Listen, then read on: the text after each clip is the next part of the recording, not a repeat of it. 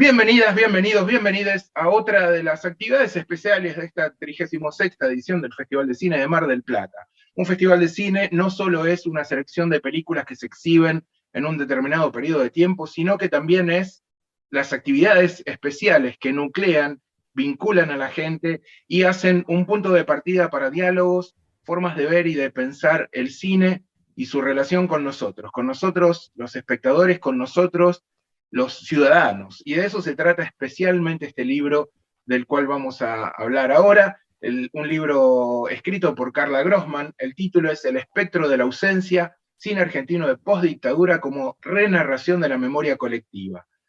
Gran título que enmarca muchos temas, pero básicamente tienen que ver justamente con eso, con la identidad, con quiénes somos nosotros y cómo nos definimos a partir del cine y a partir puntualmente del momento en el que la dictadura deja de existir y gracias a Dios la democracia empieza a florecer. Cómo ese cine nos habla, nos define y nos prepara para el futuro y nos plantea también el pasado.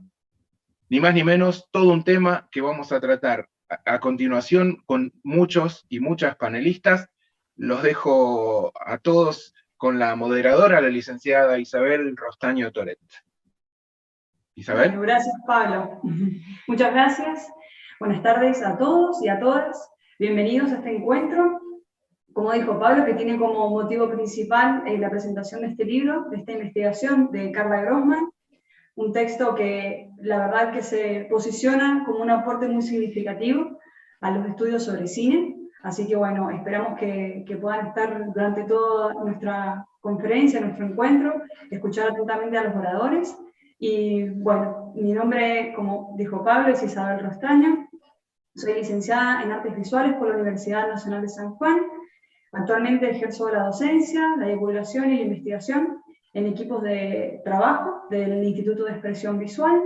Y bueno, comparto este espacio de investigación con Carla, así que para mí es un honor ser moderadora de este encuentro y acompañarla de esta manera.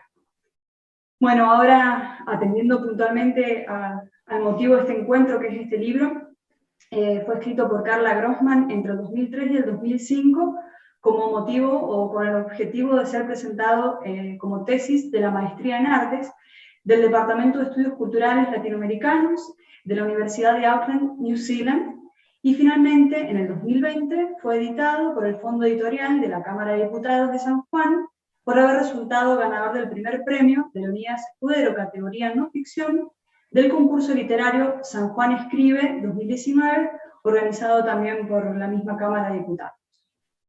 Bueno, atendiendo un poquito a lo que Carla nos comparte en el resumen de este libro, ella nos explica de que el recorrido por este libro presenta sobre todo a las dinámicas hiperreales a través de las cuales el cine argentino de la primera década postdictatorial se erige como un mapa cognitivo, capaz de despertar interpretaciones críticas de dicho momento de nuestra historia, representar un modelo teórico acerca de cómo está estructurada la sociedad y orientar el sentido del lugar del individuo en aquel momento de olvido intersubjetivo. Este es alguno de los comentarios que, como decía, aparecen en el resumen y ya nos presentan, ¿no?, una interpretación y una visión, un posicionamiento respecto a cómo reconocer el cine como lenguaje y cómo éste se sitúa de manera crítica con el contexto que lo rodea, ¿sí? Entonces, en función de estos sentidos que presenta el texto, ¿no?, jurídico, lo literario, lo filosófico y lo histórico, es que están con nosotros participando de este encuentro un grupo bastante heterogéneo de oradores que se encargan de llevar su carrera y su profesionalización en distintas áreas de conocimiento y que, bueno, agradecemos que estén presentes hoy para hacer sus comentarios de este libro. Están con nosotros Conrado Suárez Jofré, Valesca Pino Ojeda, Cristina Posleman, Daniel Agustín Gil y, bueno, la autora del libro, Carla Grossman. Bueno, vamos a comenzar con Conrado Suárez Jofré. Conrado es abogado por la Universidad Nacional de Córdoba, profesor de Derecho Constitucional y de Derecho Internacional Público de la carrera de Derecho de la Universidad Nacional de San Juan. Integra el Consejo Superior de la Universidad Nacional de San Juan, es exdirector del Departamento de Ciencias Jurídicas de la Facultad de Ciencias Sociales de dicha universidad, Ha sido expresidente del Foro de Abogados de la provincia de San Juan y actualmente defiende a víctimas de violación de los derechos humanos y representa judicialmente a los hijos de Raúl Telechea, desaparecido desde el 2004. Te cedo la palabra, Conrado, bienvenido, y bueno, te escuchamos atentamente tus comentarios. Bueno, muchísimas gracias, Isabel. Sé que tenemos poco tiempo, pero no puedo dejar de agradecer a Carla y de manifestar el agrado de participar en este grupo que sorpresiva y gratamente encuentro a Cristina, con quien compartimos Departamento de Ciencias Jurídicas, donde también hay heterogeneidad, afortunadamente. Bueno, yo me estoy convocado a referirme al contexto jurídico en el que se inscribe el libro de Carla, y bueno, creo que es una novedad, pero me parece que es importante decirlo, que la pugna de las discusiones en orden, digamos, de los relatos y en orden al discurso que intenta instaurar una verdad de ese pasado dictatorial, bueno, obviamente tiene que ver con lo jurídico, y al decir lo jurídico creo que es importante que recordemos que allí se depositan discursos legales, discursos judiciales. Entonces, en función de ese, digamos, de ese alcance de lo jurídico como partícipe necesario de un contexto de discusiones y de discursos en pugna, debemos, o yo pienso que no podemos dejar de mencionar a al menos 4 ítems o 4 elementos cruciales. Uno central, o podríamos decir liminar, y que está dado por la discusión que se generó muy temprano en esa primera década postdictatorial en relación a la ley de autoamnistía o la ley de extinción de los delitos que dictó digamos, en los extertores de la dictadura militar, de la última dictadura militar, el presidente Viñone. Quizá es algo que está bastante poco difundido en la discusión jurídica, la ley de autoamnistía. Está poco difundido, quizá tapado o sobrepasado por problemáticas mucho más complejas como las leyes del perdón. Me estoy refiriendo a la ley de obediencia debida y punto final de 3 años después. Pero la ley de autoamnistía dictado por Reinaldo Benito Viñone generó una primera pugna, o una primera, podríamos decir, negociaciones de relatos en orden a cómo se iba a fijar la verdad en esa primera década postdictatorial, como lo denomina Carla en su libro.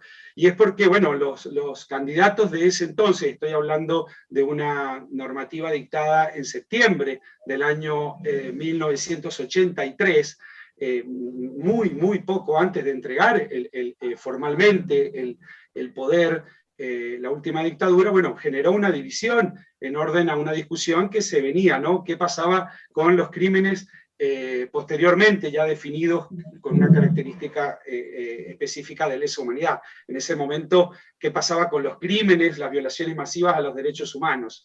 Y en orden a ello, bueno, los candidatos en pugna, uno, bueno, tuvo una clara postura contraria, y el candidato Luder, el candidato de uno de los partidos políticos, tuvo una postura dual. En un principio, sobre la base de entender que no se podría oponer a lo que se conoce jurídicamente como el principio de benignidad, es decir, que una ley posterior más benigna beneficia a el reo. Bueno, acompañó la posición, incluso en la plataforma electoral está, digamos, el compromiso de que un posterior Congreso aprobara, ya en un plano constitucional o en un plano democrático, aprobara esa ley. Luego él tuvo variaciones, incluso a lo largo de la campaña hubieron digamos, algunos matices en relación a esta ley. Lo cierto es que eso inscribe ahí una discusión en orden a qué iba a suceder con los crímenes masivos, las violaciones masivas a los derechos humanos.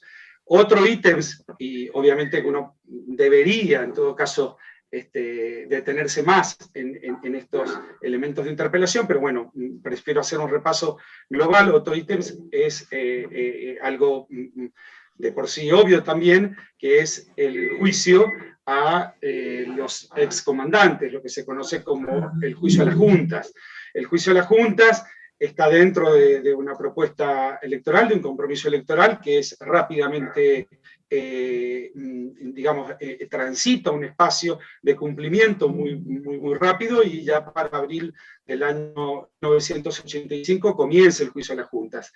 El juicio a las juntas disputa esto que plantea el texto de Carla, entiendo yo, en tanto que allí hay justamente digamos, bueno, yo, no está dentro del métier poder decir o tener con autoridad de que ahí hay una actividad performativa que intente instalar una verdad, pero ciertamente la fijación judicial de una verdad histórica cobra un sentido y ocupa un espacio dentro de las representaciones colectivas. A ver, si un realizador cinematográfico, como bien en su texto lo marca Carla, es un agente de representación y de movilización en orden a la discusión que ella encara, bueno, uno podría decir, aún pidiendo de antemano perdón en la equiparación, que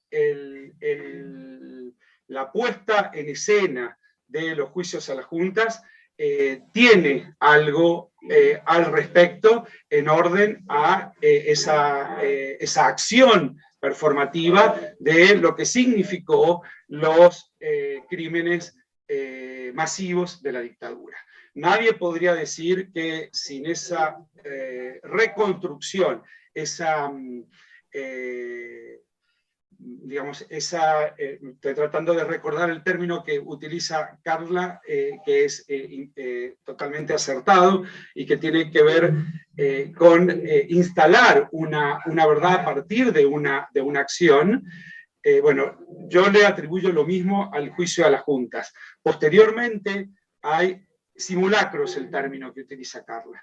Y ese término yo entiendo que cabe también aquí. Hay una reactualización en orden a esta representación en relación a la verdad. Alguien podría decir, colegas míos, bueno, eso no tiene ninguna diferencia con cualquier actuación de tipo judicial. No obstante, en aquel contexto donde que significó internacionalmente un hecho sumamente particular, en tanto que no estábamos hablando de un gobierno ganador a través de las armas, sino que a través de una tremenda debilidad, y eso, bueno, no hay texto que no lo compare con los juicios de Nuremberg, los juicios a los criminales de la ex Yugoslavia, y muchos juicios donde desde el poder político y bélico internacional se ha condenado a violaciones. Bueno, en este caso, ese capital moral que se le destaca en ese caso, bueno, como único arma o como fuerte arma, entiendo que es crucial al momento de describir el contexto en el cual se produce esta primera década postdictatorial. Y como me he consumido el tiempo que me han asignado, muy velozmente puedo decir que remata en 2 pasos más esa primera década en orden a lo que luego fue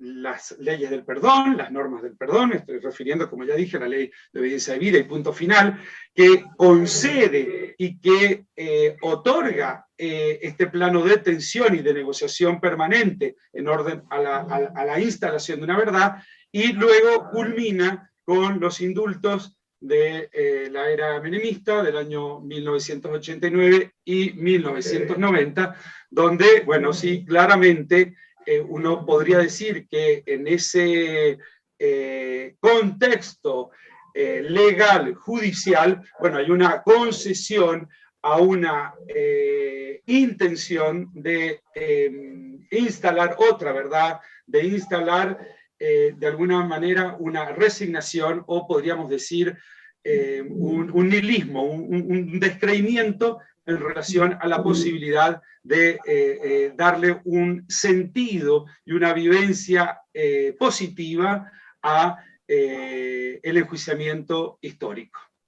Eso podría aportar, yo creo, mínimamente desde mi métier heterogéneo en relación a lo que se está planteando en un libro magnífico como el de Carla. Bueno, muchísimas gracias, Conrado. Muy clara tu exposición. Muchas gracias por tu presentación. Al contrario, gracias a ustedes. Damos lugar a Valesca Pino Ojeda.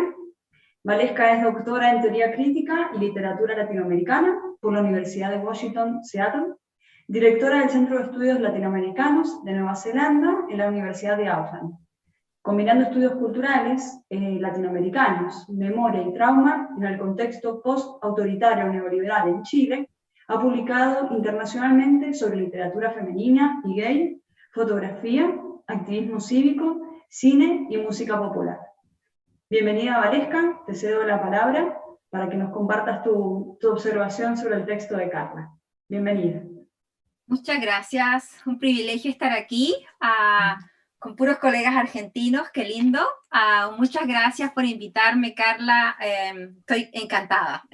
Hoy día es aquí de mañana, son las 9:21 de la mañana del miércoles, así es que los saludo desde Aotearoa, Nueva Zelanda. Voy a tratar de entroncarme con lo que acaba de presentar Conrado, que me ha dejado tintineando muchas ideas. La verdad que me parece fascinante el destacar el acto performativo desde lo judicial, lo político, el juicio a las juntas y todo ello, ¿no?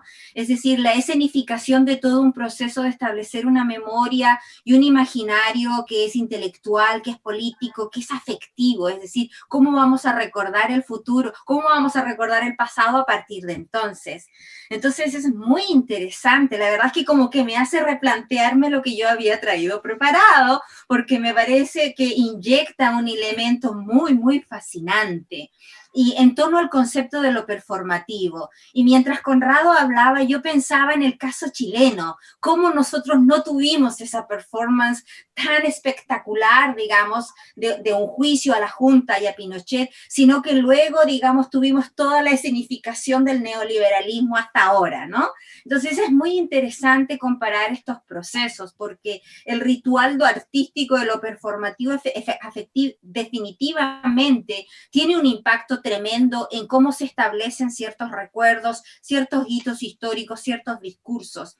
Quizás lo interesante del libro de Carla, del cual soy cómplice participativa en su proceso de creación, me retrotrae a profundizar más aún en lo que Carla propone en este texto.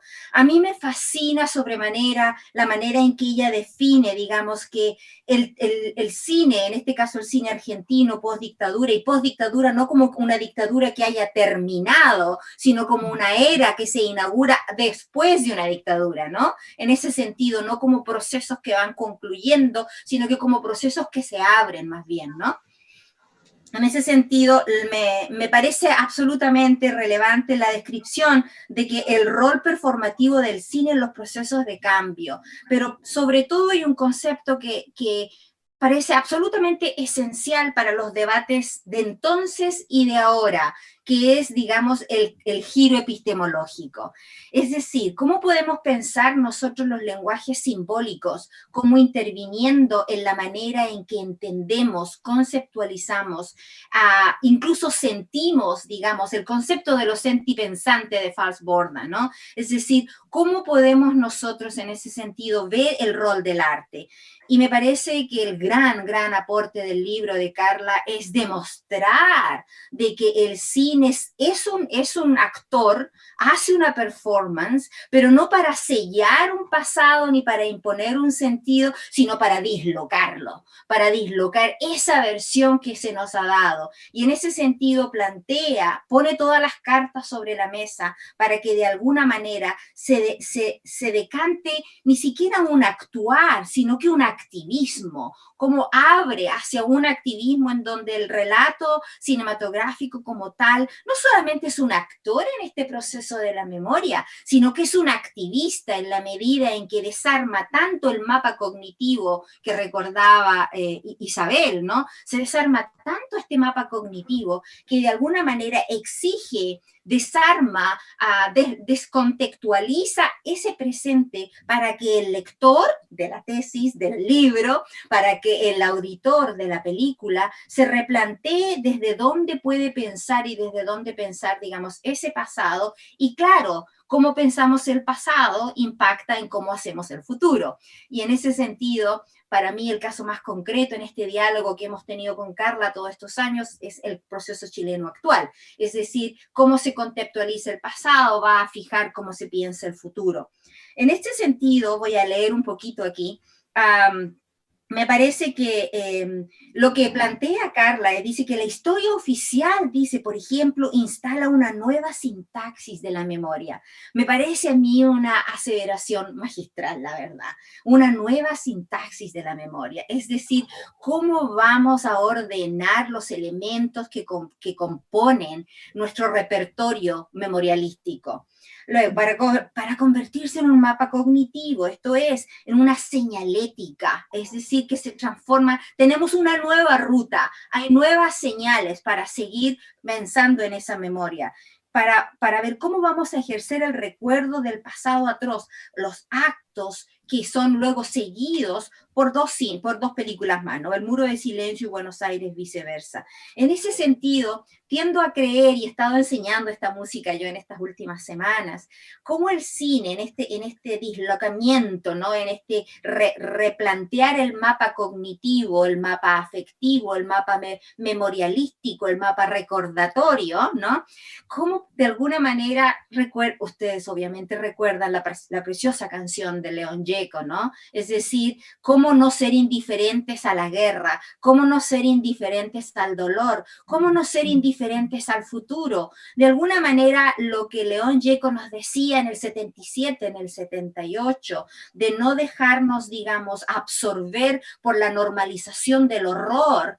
Lo que el cine, de acuerdo a cómo lo presenta Carla en su libro, hace es que ya nos invita no solamente a entender que eso no debe pasar, sino que nos invita a dar el paso siguiente. Es decir, a ser performativos nosotros mismos, a ser actores mismos en este proceso de reconceptualizar el pasado. Es un texto pionero por varias razones, ¿no? Por varias razones. Yo creo que a pesar de que fue escrito entre el 2003 y el 2005, publicado el 2020, es un texto que está absoluta y totalmente fresco. Uno podría preguntarse de qué manera esta performance, ¿no? Este mapa cognitivo, ¿cómo se relaciona esto con el cine liberación de los 60s? Que tienen ustedes ahí al ladito, tan cerquita, ¿no? ¿Cómo se relaciona? ¿Cuál es la diferencia entre este cine guerrilla, ¿no? Y este cine de ahora que también nos quiere conmover y nos quiere cambiar el mapa? Yo creo que hay una diferencia sustantiva y que los movimientos sociales que hemos visto en los últimos 10 años a raíz, digamos, del neoliberalismo, bueno, ustedes comenzaron con el gran cisma del 2001, ¿no? Es decir, el gran cisma que ya empieza a decantar el colapso del modelo neoliberal, luego sigue en Grecia, etcétera, ¿no? Es decir, Argentina en el 2001 es el gran caso que pone el colapso del neoliberalismo en la mesa, ¿no? ¿Cómo se distinguen estas agendas? Se distinguen que de alguna manera este cambio epistemológico significa que no solamente estamos cuestionando el modelo económico, estamos cuestionando la base misma y filosófica, ideológica que nos rige. Como dicen las feministas, ¿no? Los movimientos feministas, en Ni Una Menos, etcétera, estamos en contra del patriarcado moderno occidental. Y esa es la gran diferencia. Yo creo que el proceso de descolonización que estamos viviendo ahora se distingue en eso del proceso de descolonización a los que nos llevaron los grandes líderes, artistas, intelectuales de los 60, que este es realmente un proceso mucho más profundo. Y en ese sentido, el libro de Carla nos indica el rol que el cine está cumpliendo en ello, su rol performativo, su rol activista, no de decirnos lo que debemos pensar, sino de decirnos esto es lo que ocurre, esto está así, sino que ahora hay que reordenarse de otra manera.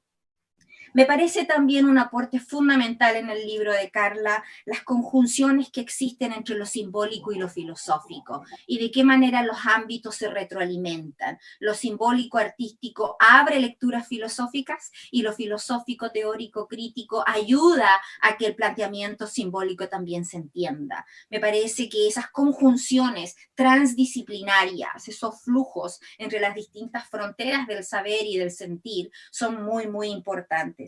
También me parece importantísimo que este texto esté tan firmemente anclado en lo histórico, político, económico, judicial. Es decir, que para mí es lo que me fascina de los estudios culturales, ¿no? Este hecho de que el arte no ocurre en una burbuja, en una imaginación alocada, ¿no? Vanguardista, que no tiene un asidero, en una realidad concreta, en un sufrimiento concreto, el sufrimiento de la desaparición, el sufrimiento de la tortura, el sufrimiento del hambre, el sufrimiento de la pérdida de dignidad, ¿no? Ese es un aporte fundamental desde un punto de vista crítico, es decir, de qué manera el arte está allí y el crítico, el que se viene en esto, tiene el deber de mostrar de qué manera el arte es parte de lo cotidiano, de que el cine es nuestra cotidianidad y no existe en un mundo paralelo, sino que está allí inyectándonos, atravesándolo todo.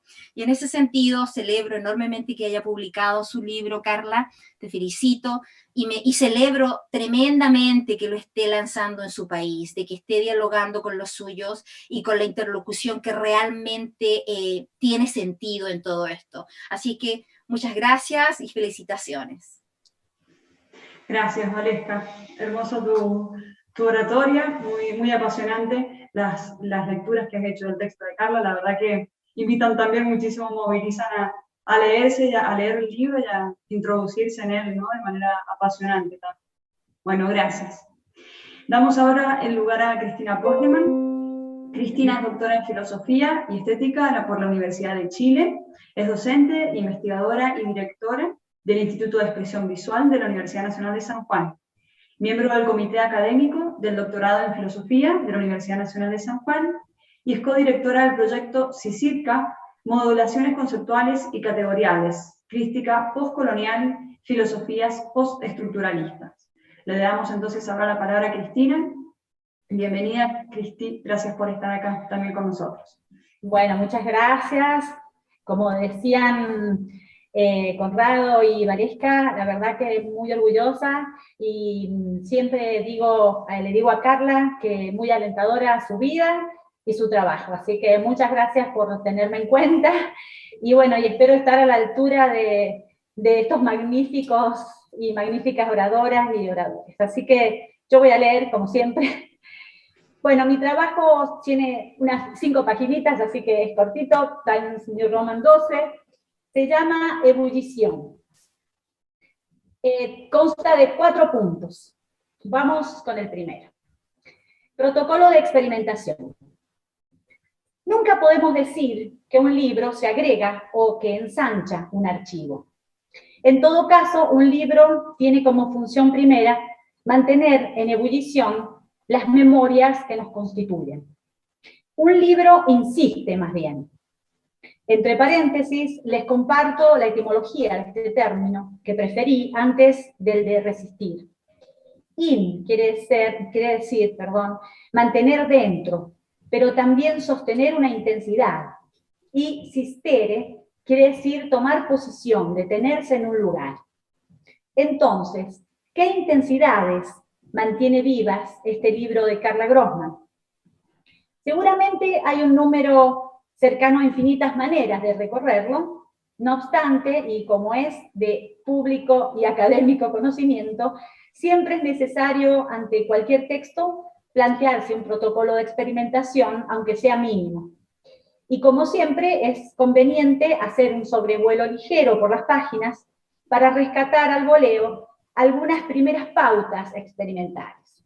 Entonces, sin respetar el orden cronológico según el que se me fueron ofreciendo estas marcas, me juego por estas dos solitas para respetar el tiempo de exposición y que ahora voy a compartir. Punto 2. 1. A buenas y primeras no se trata solo de escritura. Hay intercaladas 4 imágenes. Una está en la misma tapa y las otras 3 fotos discontinúan la escritura, o mejor, las 4 otorgan al objeto libro una condición en particular. Estamos frente a un ensayo inscrito en los estudios culturales, cuya escritura se modula con 4 fotografías que ocupan cada cual un lugar estratégico. Arriesgo entonces una lectura que se instala en cierta zona de indiscernibilidad o de deshabilitación de la dupla imagen-texto, concebida como relación de ilustración y texto ilustrado. Lo indiscernible puede servirnos para formular una hipótesis de lectura de este libro de Carla Grossman.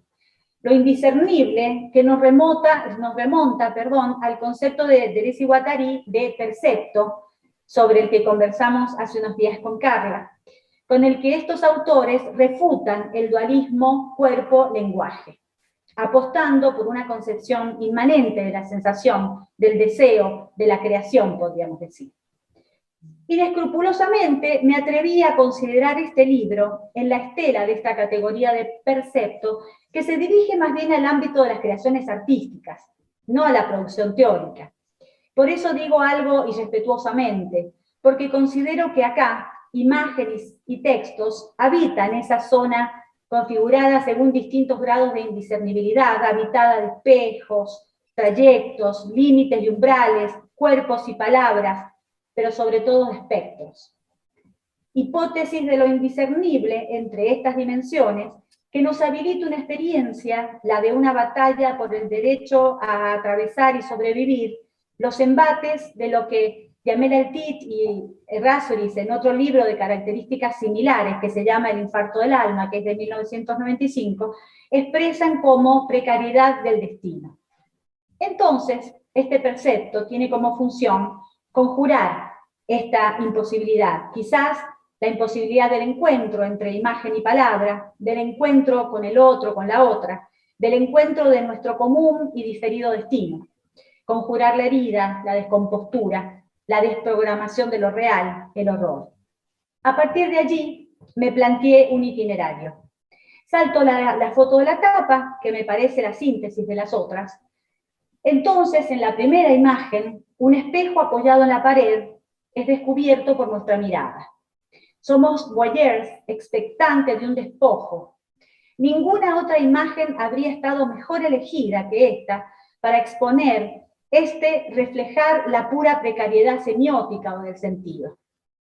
En la segunda imagen hay un individuo que está frente al mismo espejo del anterior, pero que ahora refleja sus espaldas. Digo refleja, pero aún no estoy segura de que sea eso lo que ocurre. El sujeto, algo así como en trance, está detenido. Expecta sus espaldas. Insisto, no se puede decir que refleja. Si así fuera el caso, obviamente la superficie del cristal replicaría invertida la imagen del reflejando, le vamos a llamar. Entonces, en rigor, no hay espejo. O en todo caso, la potencia especular de esta superficie cristalina ha sido deshabilitada. El reflejando está en medio de un umbral. Evoco nuevamente a los franceses para referirme a la diferencia entre umbral y límite. Y esta es que, mientras un límite señala la diferencia entre un afuera y un adentro extensivos, cronológicamente diferenciables, un umbral es una divisoria inmanente, es una caotización del sistema semiótico mismo. No hay categorías para interpretar nada. En la tercera imagen, empatizamos con este individuo abatido que apoya su frente en el espejo. el abatimiento sucede porque ha sido y sigue siendo un largo y tortuoso periplo que halla los términos para pactar con el pasado que, a lo Benjamin, no pudo ser y que se recupera en la alegoría. Hay un texto muy hermoso de Benjamin, publicado póstumamente, que se llama El Traguaspiel y la tragedia, en el que Benjamin diferencia justamente las dos cosas que aparecen en el título del artículo, ¿no? Y allí escribe que el Traguaspiel no toma como personajes principales a hombres enaltecidos, cuyo destino tortuoso los hace tener una vida trágica tras ser víctimas de injusticias, frente a lo cual los espectadoras y las espectadoras no pueden sentir más que conmiseración y purgar de este modo sus almas, como en la tragedia antigua. Sino que en este otro caso, lo que acontece, que lo hace como continuación de la obra real que ha sido concluida tras la muerte, toma el acontecimiento, ¿no? Que lo hace acontecimiento tras esta obra real que ha sido concluida tras la muerte, toma carácter espectral, fantasmagórico. Siguiendo el juego interpretativo que nos ofrece la autora, una de cuyas reglas encuentro en esta poderosa expresión con la que se refiere a Moreno, como el primer desaparecido argentino que el capitalismo corporativo arrojó al mar, yo misma asumo este libro como un dispositivo replicativo de esta operación, pero ahora a la inversa. A lo largo de estas páginas no dejamos de remover de las aguas profundas estas memorias y no dejamos de reinventar estas superficies o estos cristales del tiempo, aunque nos cueste el abatimiento. Un abatimiento activo, que es el de una generación que ha recibido como herencia o como legado insoportable, de allí el encuentro frente a frente con el propio reflejo, el testimonio inenarrable del horror. 2. Son cortitos, así que ya son muy cortitos. 2. La otra marca, aparte de esto de imagen y texto como una zona de indiscernibilidad, aparece en el título mismo, ¿no? Algo ya se adelantó en el punto anterior. Esta composición particular de imagen y texto que performa esta zona de indiscernibilidad de lenguajes y cuerpos a la que me refería, la autora liga con una especie de escenario de memorias dañadas, una zona poblada de espectros con los que la generación posttestimonial debe lidiar. De alguna manera, y evocando por supuesto a Jacques Derrida, este libro elige el efecto de espectración o de insistencia espectral de síntomas que asedian una y otra vez. Porque el espectro no está presente ni ausente, resiste a cualquier ontologización. El espectro asedia. Este escamoteo fenomenológico se corresponde a sí mismo con un presente fuera de quicio, con una temporalidad que se abre en su mismo presentarse, desafiando toda lógica de encuentros predeterminados. En este sentido, la figura del espectro, entonces, viene a inaugurar un nuevo espacio de apertura en la ontología como experiencia de lo imposible. Nosotros como visionantes y lectoras nos vemos envueltas en la necesidad de plantearnos un pacto nuevo con estos merodeadores espectrales cada vez que entramos al libro. Fin. Estos films y este libro se encargan aún de activar esta intensidad, pero nos demandan una continua actualización del pacto entre estas espectralidades y nosotras y nosotros. Aunque la necropolítica sigue más vigente que nunca, hoy no solo desaparece gente, las técnicas ya no son solo las aprendidas en Argelia. La sofisticación ha alcanzado niveles inimaginables en los contextos de los films y del libro. Por un lado, la utilización de la justicia para desactivar el efecto de líderes populistas en Sudamérica por parte de un imperio amenazado por otro que crece exponencialmente. Y por otro lado, la avatarización de la subjetividad, que en nuestros contextos es doble. Me refiero, por un lado, a la alienación producida por el capitalismo de la era de la digitalidad, más la segregación producida por el colonialismo o la producción de culturas subalternizadas.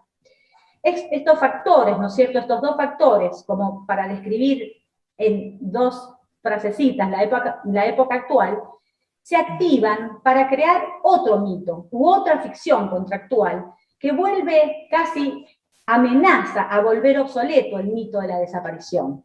Habrá que estar atentos y atentas frente al nuevo mito. Hoy este libro debe continuarse o discontinuarse con otro que se las tendrá que ver ya no solo con espectros de la ausencia, sino con zombies de la ultraderechización. Muchas gracias.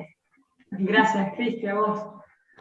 Bueno, muchas gracias por compartir tu comentario muy interesante. Bueno, pasamos ahora, le vamos a hacer la palabra a Daniel Gil. Daniel es licenciado en Historia por la Universidad Nacional de San Juan, especialista en cine expresionista alemán, coordinador del Cine Club del Museo Provincial de Bellas Artes Franklin Rawson, es docente a cargo de la Cátedra de Historia del Cine en la sede Cuyo de la Escuela Nacional de Experimentación Cinematográfica dependiente del INCA. Trabaja actualmente en la Dirección de Acción Territorial de la Secretaría de Cultura de la provincia de San Juan. Bueno, buenas tardes, Daniel. Bienvenido. Te cedo la palabra y tu lugar para comentar. Vale. ¿Cómo estás, Isabel? Gracias. Bueno, tengo que confesar para empezar que me encuentro en una posición privilegiada frente a Cristina, ¿no? Cristina manifestaba que no sabía si iba a estar a la altura de los dos exponentes anteriores. Sí lo estuvo, y yo debo reconocer que no tengo ese miedo porque no voy a estar a la altura de los que me han precedido. Pero en todo caso voy a intentar echar luz a un contexto histórico que es anterior a lo que trata el libro de Carla, ¿no? Hay algo que siempre me gusta ver en los libros, sobre todo en los libros de cine, porque los leo pensando en posibles textos para los alumnos. No me gustan los libros que ofrecen respuestas, me gustan los libros que plantean preguntas. Y en ese sentido, el libro de Carla es pródigo en preguntas, porque ni siquiera hay que entrar al texto. Las preguntas se plantean en el agradecimiento, no en la dedicatoria. Y eso es algo bastante llamativo, esa urgencia por plantear preguntas que después se van a ir desplegando en formas de más preguntas a lo largo del libro. Una de las preguntas que tiene este texto, que la voy a citar, es lo que me llevó a preparar o a considerar lo que podía aportar yo a esta charla. Se plantea en esta dedicatoria, Carla, que si toda generación se educa en la memoria de generaciones pasadas, ¿dónde estaba la generación que debía transmitirnos la memoria, ¿no? También podemos tomar esto para el cine. El cine es un constructo que está antecedido por innumerables películas. Una película es hija de todas las demás. Y respecto a esta pregunta, César Mayarero, en la breve historia del cine argentino, dice lo siguiente, referido al cine durante la dictadura. El cine no tardó en erigirse en el cementerio de la memoria. Este me parece que es un concepto muy interesante, me parece un concepto fundamental y central, porque Carla intenta recuperar en este magnífico texto que nos ha regalado, ¿no?, en el sentido más estricto de la palabra, la construcción de una memoria, la construcción de una memoria colectiva a través de estas películas. Pero el periodo anterior fue un cementerio de la memoria. Y esto lo podemos ligar con el prólogo que nombra a Zizek, ¿no? Y estos zombies y estos muertos que vuelven cada tanto a reclamar estas deudas que la sociedad ha dejado impagas, ¿no? Ha dejado impagas en forma de desmemoria. Y si vamos a hablar de Zizek, obviamente tenemos que nombrar a Hitchcock. Y si nombramos a Hitchcock, vamos a ir al núcleo de lo que quiero plantear, ¿no? Hitchcock decía en las conversaciones con Truffaut, en ese maravilloso libro que es El cine según Hitchcock, que una película puede ser una obra de arte, pero el cine es una industria. Y ese me parece que es un punto fundamental a la hora de plantearnos cualquier pregunta. ¿Qué industria es el cine y de quién depende esta industria? El cine es sin duda de las diferentes ramas del arte el que más expuesto está a las decisiones del poder político. En Argentina, un país donde no hay una industria autónoma para el cine, siempre y solo es posible hacer cine, estamos hablando del cine que después se va a distribuir, del cine mainstream hablamos. No vamos a hablar de toda otra producción que corre por otros carriles, pero ese tipo de cine solo es posible con el apoyo del Estado.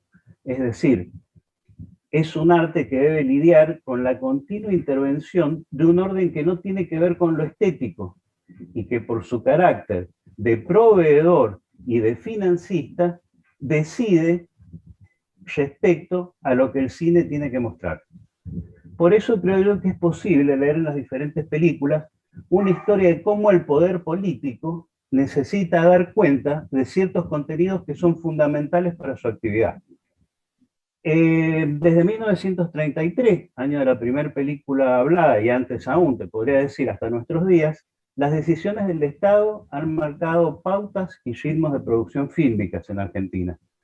Claro que con periodos de mayor o menor incidencia, de acuerdo al signo de gobierno de turno, esto no lo podemos negar tampoco, pero un síntoma claro de esta influencia va desde las diferentes modificaciones que ha tenido la ley del cine a cómo se manejan, cómo se distribuyen los subsidios del Instituto de Cinematografía, y básicamente yo te diría que después del 40 o 50, lo que fue llamado el periodo de oro del cine argentino, el golpe del Estado del 55, que derroca al general Perón, termina por decretar el derrumbe de la industria cinematográfica argentina, con leyes que solo propiciaron para continuar una ruina que desde ese momento se instauró. Desde aquel entonces, el cine va a quedar sentenciado a ser una actividad producida por pocos, y el carácter de industria que supo tener nunca más volvió a ser recuperado. La última dictadura con el cine hizo lo que habían hecho las dictaduras anteriores: censura ideológica, degradación temática y básicamente restricción económica. Y en ese ámbito, las publicaciones escritas, como la de Carla, no abundan en los estudios sobre los rasgos de la producción y las características formales e ideológicas del periodo. En todo caso, existen obras generales, como la que nombré anteriormente, como Cine Argentino, la otra historia, de Wolf, donde se analizan los modos de producción y estéticos propios del 76 al 83. Pero desde el momento en que los militares toman el control, su mano se nota en el aspecto cualitativo de la producción, mientras que por el otro, el plan económico del proceso, porque no olvidemos que el proceso fue la necesidad para el poder económico de instaurar un modelo a costa de la vida de una innumerable cantidad de argentinos, ¿sí?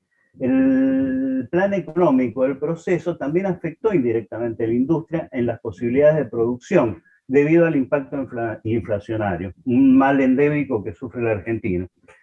En consonancia con el proceso de limpieza y refundación que pretendía hacer el autollamado proceso de reorganización nacional en el país.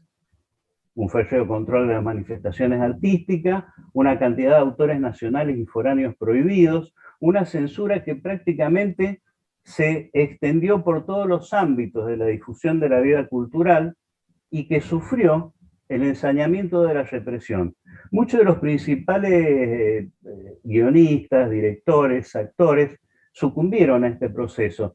Sin ir más lejos, Héctor Alterio, que después sería el protagonista de la historia oficial. Y como bien nombraba Waleska, ¿no?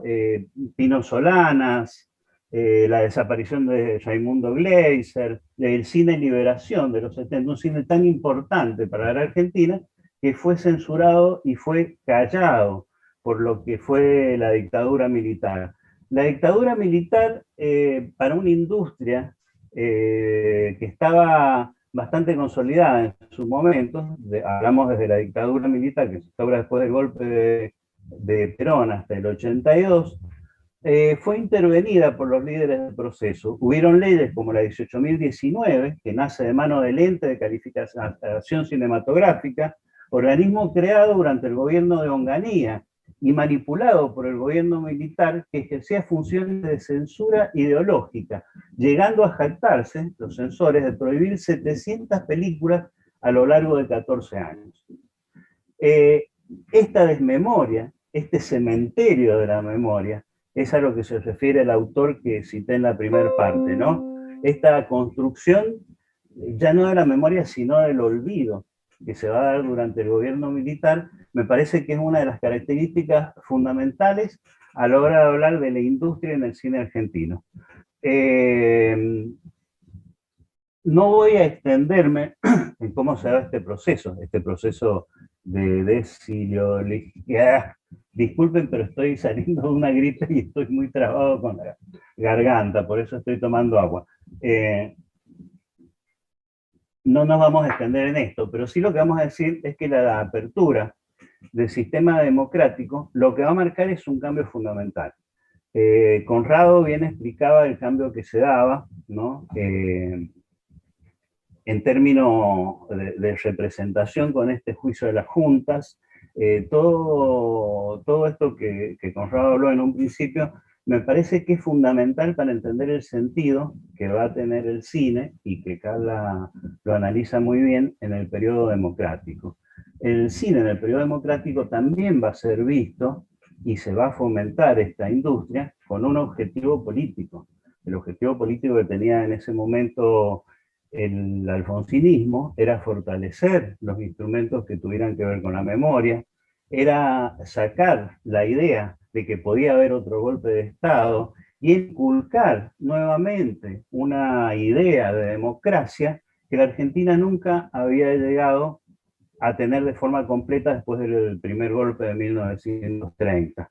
En ese sentido, me parece que la llegada al gobierno de Alfonsín de intelectuales y de creadores, como Carlos Gorostiza, que fue secretario de Cultura de la Nación, Pacho Donner de Buenos Aires, y básicamente Manuel Antini y Ricardo Bulicher, que se encargaron del Instituto de Cinematografía, empezó a dar otra forma de representación y otra forma de demostrar y de crear una conciencia colectiva, esta vez a partir de la memoria, de estos ejes fundamentales trazados por el alfonsinismo, y no del olvido. Hay una cuestión bastante interesante en esto, ¿no? Los militares, yo creo que tomaron una frase de Martín Fierro que dice: sepan que saber olvidar también es tener memoria. Esta es una frase bastante extraña, sobre todo aplicada a lo que es la Argentina, ¿no? Porque lejos de tener memoria, este ocultamiento y este olvido parece que fue durante el gobierno militar todo lo contrario. Lo cierto es que yo leí con bastante atención todo el libro de Carla, pero particularmente el análisis que hace de la historia oficial, me parece que es uno de los mejores que he leído, sinceramente, te lo digo, Carla, ¿no? Es muy rico en lecturas, es muy rico en posibilidades, es muy rico en preguntas. Pero yo quiero terminar por ahí con un aporte que también me parece interesante y que muchas veces no se ha hablado. Me parece que la historia oficial también representa, en cierto sentido, la intromisión política dentro de la industria cinematográfica. Porque la historia oficial lo que va a presentar es algo muy caro al alfonsinismo, que fue la teoría de los dos demonios, ¿no? Y estas personas que van por la vida sin saber qué es lo que había pasado, mientras su alma se disputaba por dos bandos que tenían igual volumen de culpa, ¿no? Y se comparaba alegremente a organizaciones insurgentes con el poder represor del Estado. También fue una herramienta para el alfonsinismo, que inventa esta figura en función a no crear rispideces con lo que en ese momento eran los remanentes del poder militar, muy desprestigiados, por cierto, como decía Conrado anteriormente, por la guerra de las Malvinas. Entonces me parece que hacer esta lectura un poco por ahí de lo que es la industria del cine, ¿no? Y cómo esta industria fue aplastada en un primer momento por la dictadura y fue resignificada por la democracia, puede llegar a contribuir a algunas de las preguntas que hace Carla en el libro y que nos interpelan a todos, y que por suerte, tenemos un texto que no es un manual, de los cuales hay muchos, sino que es un libro que realmente, como decía antes, plantea preguntas. Yo no soy escritor, soy un lector agradecido, como decía Borges en todo caso, y me parece que agradecerle a Carla este texto que nos ha regalado es fundamental para mí, para cerrar esta conversación. Buenísimo, Daniel. Bueno, muchas gracias también a vos. Es cierto que como dices, la pregunta va de a poco hilando cada uno de los comentarios y de los planteos que se Carla, y la verdad que es uno de los recursos más ricos para pensar la historia del cine, para pensarnos como sociedad. Así que bueno, valioso ese punto sobre todo, y bueno, todo tu comentario. Muchas gracias, Daniel, entonces. Bueno, finalmente llegó el turno de Carla, nuestra autora. Carla es licenciada en cine por la Universidad Nacional de Córdoba, Master of Arts y doctora en Latin American Studies por la Universidad de Auckland, New Zealand, becaria postdoc de CONICET de la Universidad Nacional de San Juan e investigadora para Communication for the Social Change Research Center, Auckland University of Technology, New Zealand también. Publicó La alegoría del viajero inmóvil, Utopía y neoliberalismo en el cine latinoamericano, por la editorial Apeiron Madrid, y en inglés por la Cambridge Scholars de Inglaterra. Bueno, Carla, te cedo la palabra para que nos des tu comentario final de este encuentro. Bueno, queridos, muchísimas gracias a todos los oradores, muy caros para mí en la historia de mi vida, como son Valesca, mi llegada a Nueva Zelanda y la guía y las charlas fundamentales dentro y fuera del contexto académico, porque nos une una amistad del exilio, solo comprensible en los exilios. A Cristina por sus manos abiertas y sus brazos abiertos en el instituto, a ti, Isabel, a Daniel, a Conrado. Bueno, muchísimas gracias al festival también por permitirnos debatir un poquito sobre el libro. Yo sé que Valesca se tenía que retirar, así que, ¿no? ¿Te vas a poder quedar? Bueno, perfecto. Yo lo que quería hacer era un poquito una recuperación. Me encantó cada una de las aristas que han ido tomando, porque lo que voy a contar hoy es muy cortito, es muy escueto. Yo había preparado un PowerPoint a la maestra Ciruela, no sé si estaremos en posición de compartirlo. Ahí va, ¿lo tenemos?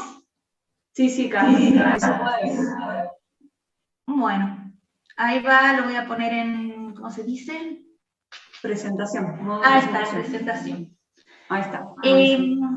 Una de las cosas que les quiero compartir y retomar lo que el precioso análisis que hizo Cristina sobre las fotografías, es esta fotografía. Me falta decir que las fotografías incluidas en el libro son de mi hijo, quien era un bebé cuando yo estaba escribiendo el libro y ya es un hombrecito cuando me ha donado estas imágenes.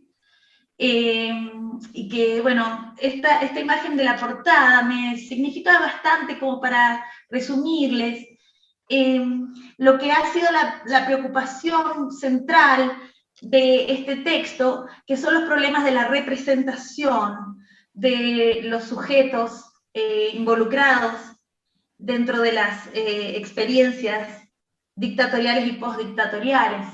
En este caso, este sujeto parece como desprenderse de esta pantalla luminosa, una pantalla cinematográfica en blanco, y ascender o avanzar sobre un escenario todavía de representación o de algunas ambigüedades. Todavía no sabemos si es un escenario o si es un exterior. Y vemos luego que este sujeto sale de la escena, dejando una espectralidad detrás, y sale de la escena, tiene sombra, tiene volumen, y además nos deja, se retira. Con esto más o menos a mí me sirvió para darle un eje visual a lo que es para mí la construcción del sujeto de representación en el cine de la primera década postdictatorial en cuanto al sujeto hijo de desaparecidos, ¿no? Que en un comienzo, como aparece en la historia oficial, este sujeto es un objeto de representación, es un chiche que va de aquí para allá, que en realidad es la memoria misma, es quién se va a quedar con este sujeto para inculcar o imprimir dentro de esa corporalidad una memoria que dé cuenta de una verdad que es una construcción, ¿no? Luego, en la segunda película que analizo, que es Un muro de silencio, de Lita Stantic, este sujeto es un adolescente lleno de preguntas, un adolescente que duda, un adolescente que lo que ve sabe que no es lo que es, y que básicamente va a tener una correlación con los discursos de la memoria de ese momento, y que también se va hacia adentro del film de Stantic a discutir las tramas técnico-retóricas del film, que hacen esta deconstrucción de lo real y de lo representado. Y al final, que vendría a ser este sujeto que al final se despega de la pantalla, ya es una adulta, una niña, una adulta joven, a quien se le ha encargado que haga una representación de su realidad cotidiana, y se le ha encargado encontrar la belleza en un mundo apocalíptico. Entonces este sujeto ahora tiene la cámara, ella misma, para mostrar desde sus ojos cómo es este mundo que le han dejado instaurado. Esa es una de las líneas del libro, como como si atravesara todas las películas. Voy a contarles un poquito más o menos la morfología del libro para que sepan qué esperar si les da ganas de leer. Vamos a correr esto.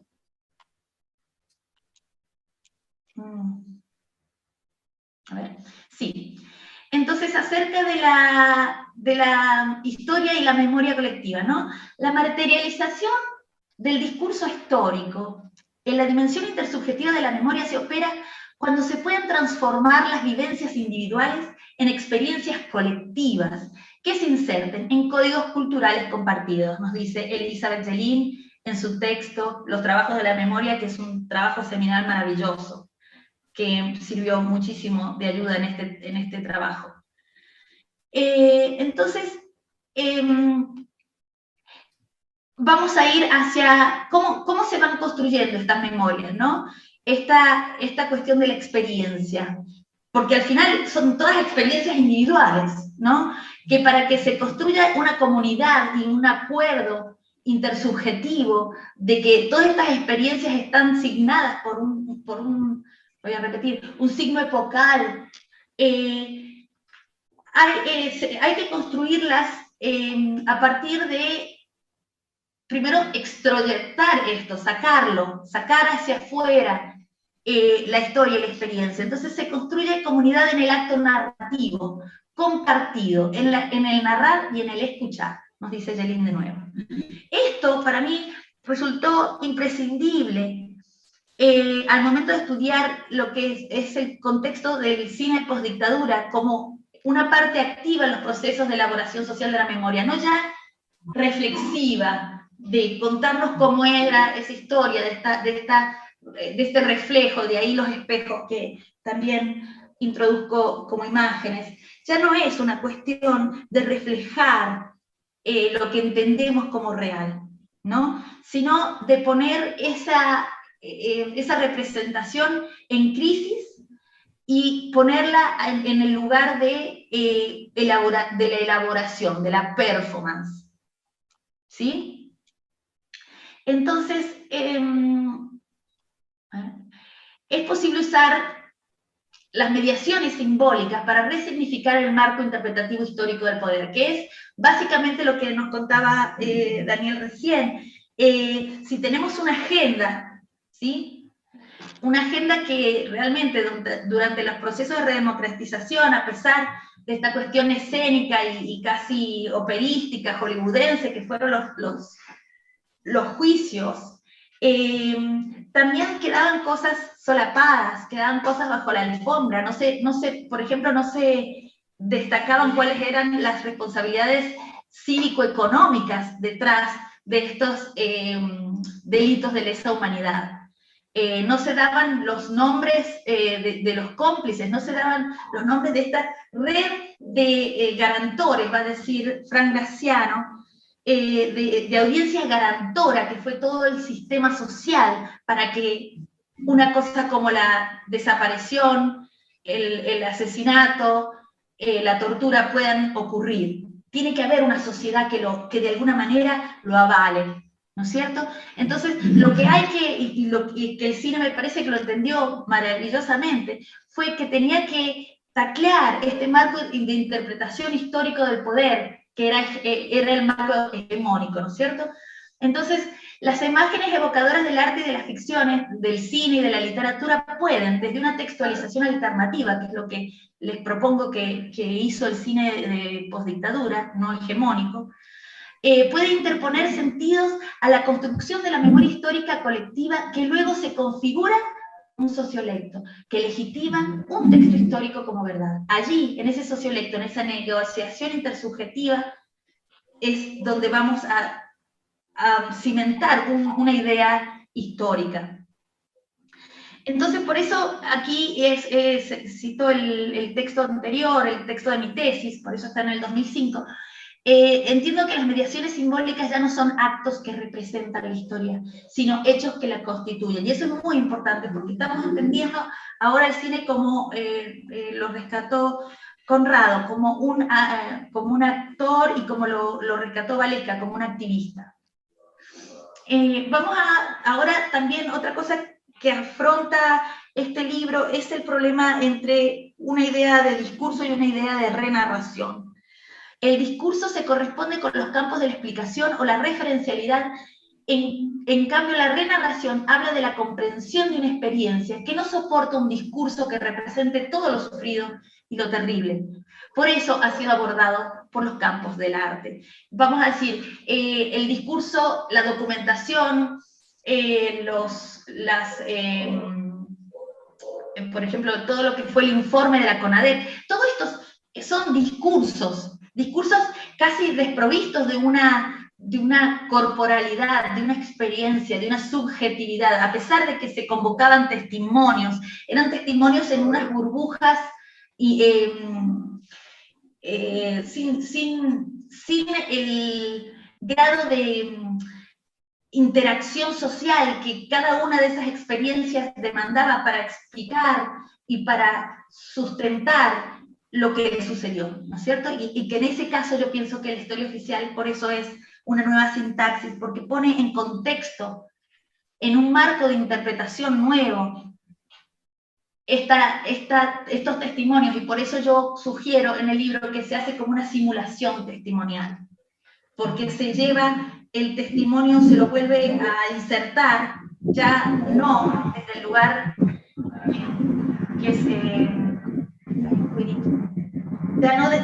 que se lo había propuesto de manera testimonial pura, sino ya desde los flujos que hacen a los sentidos más profundos, motivacionales y experienciales y emocionales.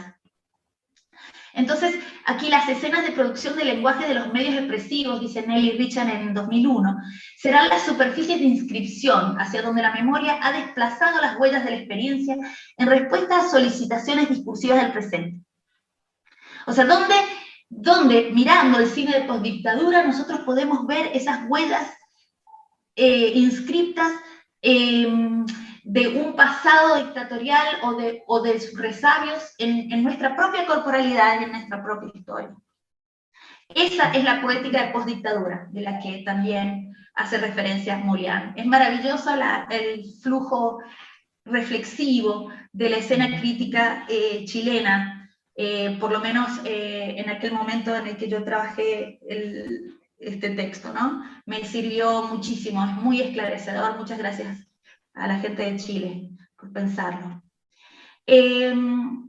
Entonces, ¿qué podríamos decir que hace así de una manera general? No creo que tenga tiempo para ir hacia adentro de cada film, pero lo que está haciendo el cine básicamente en este momento, luego del ocultamiento, luego de la censura, luego de la malversación de la verdad, que era, por ejemplo, la escenificación de una matanza en una calle cuando sabemos que los habían secuestrado, torturado, matado y los habían vuelto a tirar a la calle. O sea, este mundo escenificado en el que se vivía constantemente durante la dictadura que fue una dramatización constante, ¿no? Había dejado huecos en la memoria, cosas sospechadas pero nunca confirmadas. Entonces, lo que está haciendo el cine de esta primera década es poner imágenes a los hechos que no fueron visibles, y al hacerlo la imagen corporiza lo oído, lo sospechado, otorga materialidad y otorga prueba, aunque la misma sea solo un simulacro. Ese es el potencial para la renarración de la memoria colectiva, ¿no es cierto?, que yo sugiero en este texto. Y lo hace conservando el objeto, digamos, vamos a problematizar al cine o a la textualización histórica o a la construcción social de la memoria, ese sería nuestro objeto, lo vamos a conservar, pero vamos a generar una ruptura con él. Y eso, digamos, son las problemáticas que van a atravesar los tres films, porque va a problematizar el texto desde adentro del texto mismo, ¿sí? ¿Cómo lo hace la historia oficial, por ejemplo? Esto que les contaba yo de la utilización de un simulacro de testimonio y de la problematización del discurso de la historia, ¿sí? ¿Qué hace el discurso, no? Que es lo que nos contaba Daniel hace un ratito. La apropiación del poder simbólico del texto histórico en tanto campo referencial y de reproducción de los discursos hegemónicos de la verdad, expresados entonces en los testimonios de las víctimas de la represión transcriptos a la oficialidad. Ahí teníamos un discurso, ¿sí? Un discurso bastante pautado políticamente. Lo que va a ser el texto del cine es renarración, porque va a develar que esa historia, como todas, son construcciones textuales, y lo va a hacer desde adentro del texto mismo, en cuestiones como de la sinécdote. La sinécdote aquí, por ejemplo, es la clase de historia en el que se están peleando las verdades históricas, ya mucho más históricas que la misma represión militar, pero se van trazando paralelismos de cómo se va detentando el poder de la enunciación de la historia, ¿sí?